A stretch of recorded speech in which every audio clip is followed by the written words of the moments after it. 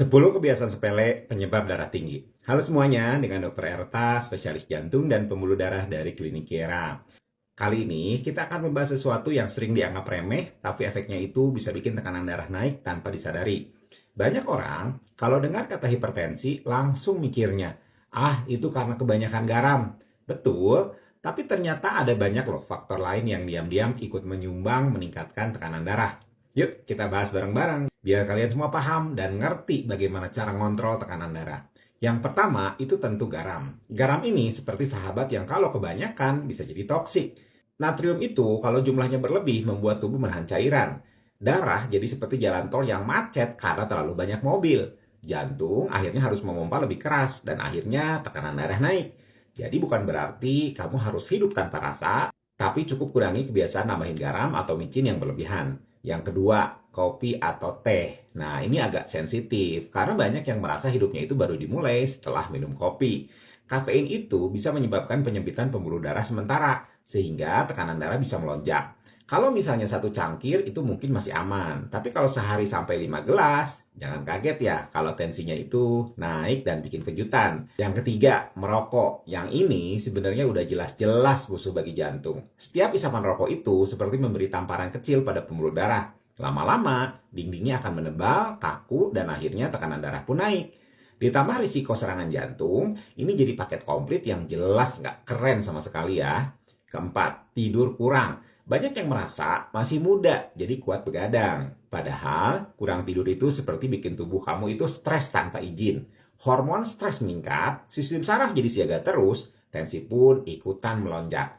Jadi, kalau misalnya kamu mau sehat, tidur itu bukanlah kemewahan, tapi kebutuhan pokok.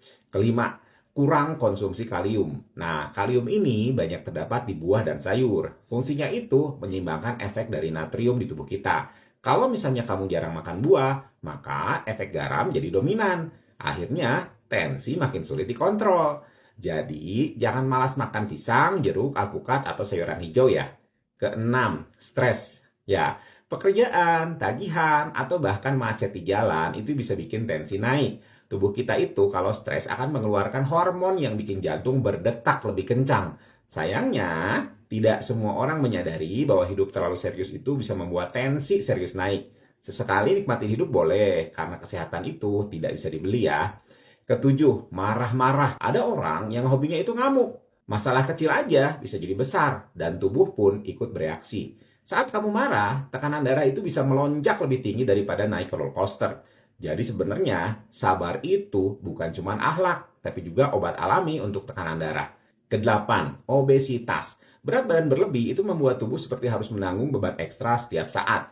Pembuluh darah tertekan, jantung kerja rodi, tensi pun akan naik.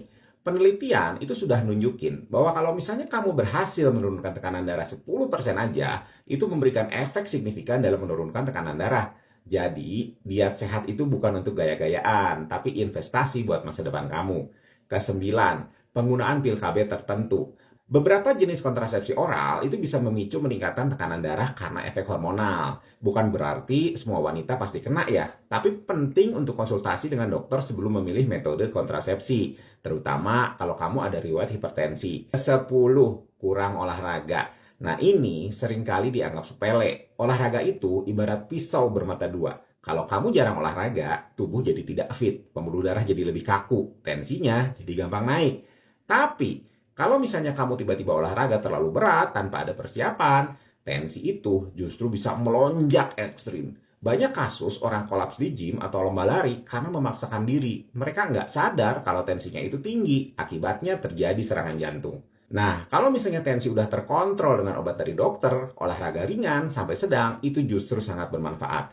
Jalan cepat, bersepeda santai, berenang, nah itu semua bisa membantu melenturkan pembuluh darah dan menurunkan tekanan darah. Untuk yang belum punya hipertensi, olahraga rutin itu adalah vaksin alami untuk mencegah darah tinggi datang lebih cepat. Jadi sebenarnya olahraga itu adalah sahabat terbaik jantung, asal dilakukan dengan cerdas. Jangan nunggu tubuh protes dulu baru bergerak. Mulailah pelan-pelan, yang penting konsisten. Ingat ya, kesehatan itu bukanlah hadiah instan, tapi hasil dari kebiasaan kecil yang kamu lakukan konsisten sehari-hari. Kalau informasi ini menurut Anda bermanfaat, jangan lupa ya dibagikan ke teman, keluarga, atau siapa saja yang Anda sayangi. Karena semakin banyak orang yang tahu, semakin banyak pula yang bisa mencegah tekanan darah tinggi sebelum terlambat.